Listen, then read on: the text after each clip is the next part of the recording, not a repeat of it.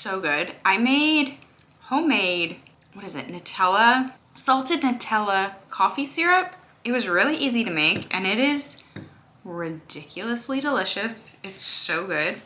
That is not the point. Anyway, hi, hello. It's been a minute and I wasn't really sure if I was coming back anytime soon.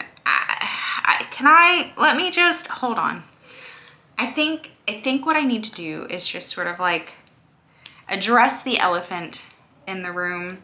It's in my room. It may not be in yours. It's probably not in your room, but it's here. I see it. It's huge. It's threatening to sit on my chest. I'm actually pretty sure that's where it takes up residence while I'm sleeping at night. It's just a giant, huge elephant right there on my chest all night long. Not to be confused with the cat that does actually sleep on my chest, which very well might be why I feel like I'm suffocating at night. I am, how do I word these things? Let's see. I am in a place that I have been in many times before, okay? I have been in exactly this spot many times before where I feel like I'm right on the precipice of something huge. And if I can like push through discomfort and get to the other side, will be great. I've never done that.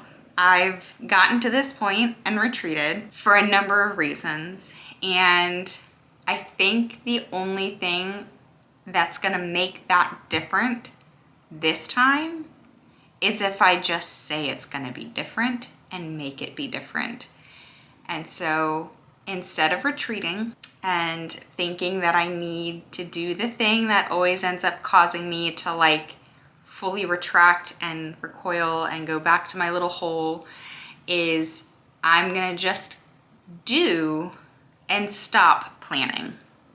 Because the reason I went MIA here is because I started planning. I needed to plan, I needed to feel like, I felt like I needed to get like my wits about myself, which is really funny because my wits were there. They were there. I was doing a lot, but the wits were there. And then the second I stopped doing and started planning, I got overwhelmed and I literally sat while my son was in school this morning and like heavily debated whether I needed to just not be doing any of this. Which is ridiculous because it's all I've ever wanted to do. It's right here in front of me right now. When I prayed, what, almost 3 years ago now, 2 years ago? I wish I had the notebook in front of me, but I don't. But the words that I said were something along the lines of like, I keep hearing share your stories and I feel like it's from God. I think it's from God. If it is you, God, I'm excited to and I'm willing to, but I would definitely need some guidance. What would this look like? And within what, 2.5, 3 hours, I lost my very good job. I'd posted a video on TikTok. A book I'd published 9 years before blew up into the oblivion. Not only did it blow up and save us financially in that moment, people actually read it and they actually liked it. They reviewed it. They liked it enough that they followed me on TikTok. They demanded that I write more books. Like how much clearer can it be made, right? Like if it's waiting for a sign or waiting to feel ready or waiting for all of the things to align perfectly, that's just not gonna happen. In fact, if you aren't already, you should subscribe to my newsletter because that is a place that I have been showing up. It's called Joyful by Design. It's a weekly pep talk that comes every Sunday morning and it kind of gives you like a little pep talk, but then also gives you like practical strategies and mantras and affirmations and things that you need, actual tasks that you could accomplish if you feel like you need a way to kind of set yourself up for success throughout the week, but it's very low commitment. Like it's supposed to make you feel good and the feedback that I've gotten is that it makes you feel good. But I literally just wrote a newsletter that went out on Sunday of this past week that was like, ready isn't a feeling, it's a decision. And I don't feel ready. But are you ever really ready? Like think about like when you're having a kid or you're trying to decide if you're ready to have a kid. Do you ever really feel ready? No. Luckily, there's 9 months from the time that happens to when the child shows up. So you got 9 months to get yourself ready, whether you're ready or not. And even then, when the baby comes, are you ready? Not usually. I'm not ready, but I'm ready. I'm so tired of this cycle of where I get right to the edge, I'm right there, and then I self-sabotage because I don't even know what. Like, I run to all of the things that are comfortable, and the times that I've done that, like, God has very specifically yanked those comfort things right out of my grasp. And like, one of the things that I used to rely on heavily was nannying. When I'd get to this place of like this fear, and I'd just be like, oh, it doesn't really matter. I don't have to chase what I love. I'll just go back to nannying.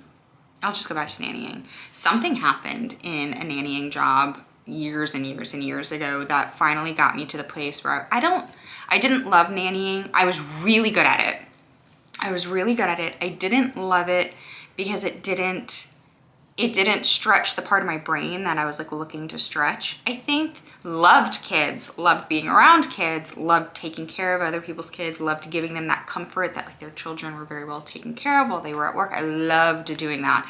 But nannying was not what I was supposed to be doing with my life. And God was like, I'm gonna make it so the idea of ever watching somebody else's children ever again literally makes you physically recoil. And he did. And I've never babysat somebody's children ever again. Not in like a professional capacity. Like, now that I'm a mom, obviously, like, we exchange children, but like not in a I would never, the thought of like, oh, I'll just go like find a nanny job for a little while has never crossed my mind since that day. It will never cross my mind since that day. Like, God made it very clear. Like, nope, I'm taking that away. Like, from a me point of view, not because I can't nanny again, but like, I would never do it again. Like, I had an experience where I was like, I never want to be in that situation ever again. So this video is basically just a very long rambly version of me sitting here and telling you that I'm not ready, or I don't feel ready, but I'm ready to like just stop retreating and start doing. And I'm gonna take you guys along with it. It's gonna be very raw and real and authentic and messy. And if you've no idea what I'm talking about, I am an indie author. I have 2 books out already. Yeah, maybe, and not so much. They would be categorized as like young adult or new adult contemporary fiction. And they're the kind of stories that are just designed to kind of make you feel and think. They're raw, they're honest, they put you right into the head of the characters. The reviews have all been very good. I love writing. I'm not great at marketing. I have a very like icky relationship with the idea of marketing, just from like former professional capacities I've been in the past, where like a strong messaging was being pushed that as somebody on the inside knew was not real or not authentic, and it felt very like scammy to me. Obviously, I'm not scamming anybody. I wrote books. There's a story.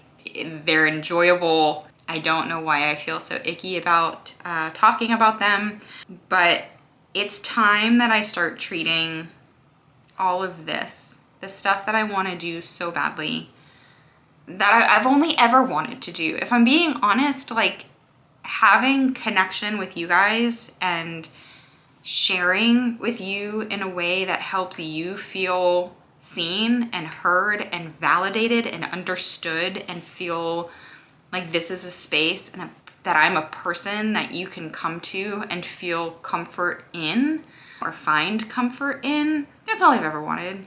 I spoke once in a therapy session years ago where I was explaining to the therapist that I had done all of these certain things for a friend, that it wasn't really being reciprocated, or I was upset because I had done all these things and I was still being made out to be the villain. And she was like, well, why would you do those things then? Like, why would you have done those things? And my response was, because I don't ever want anyone else to feel the way that I have felt. And so she pressed into that, and she's like, and how was that? Like, how have you felt? And I said, like, I'm alone in everything. That statement is no longer true in my life, thank God. That was many years ago, and I have done the work to set my life up in a way that I'm surrounded with the right people so I don't feel alone. But I still can very much empathize and understand the feeling of feeling alone and everything. And just like I made the promise to myself when I was 16 that I was never gonna forget what it was like to be a teenager, because I felt so dismissed and misunderstood by the adults in my life at that point. Not to chastise them or even to blame them. I don't think that they know that they're doing it. As an adult now, I could see how easy it is to dismiss it, because to an adult, the things that they are experiencing wasn't really that important. But to the teenager experiencing it, it's their entire world. It's their whole life. It's their whole life. It's easy for us to dismiss that as adults. It's not so easy to experience it as a teen, and that's why I write the content that I write.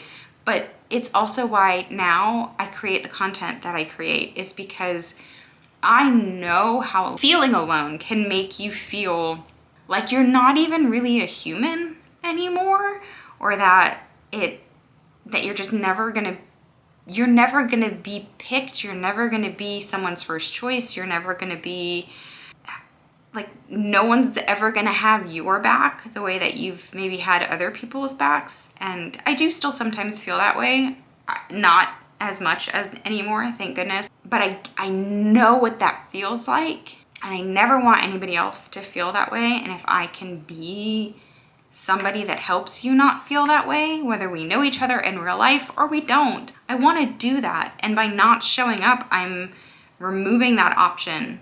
And I don't think I'm important. I don't think I'm all that important at all. But I do have the desire to be here, and I do have the gift to write, and I do have the want and the know-how to do all the social media stuff that I've been doing. And so I'm just gonna sort of lean into that with the understanding at this moment that that's what God's calling me to do, and that there's a purpose in all of this. And so whether I feel ready or not, we're doing it. And there's a reason why.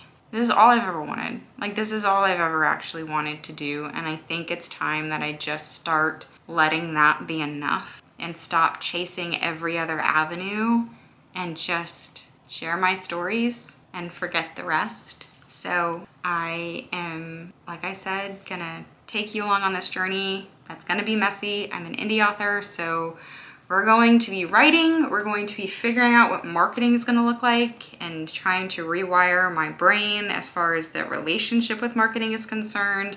I'm gonna show you the ins and outs and the realness of like what being a parent looks like while trying to work and chase creative dreams. And I don't really share my kid on here, but I will share the parenting side of my child.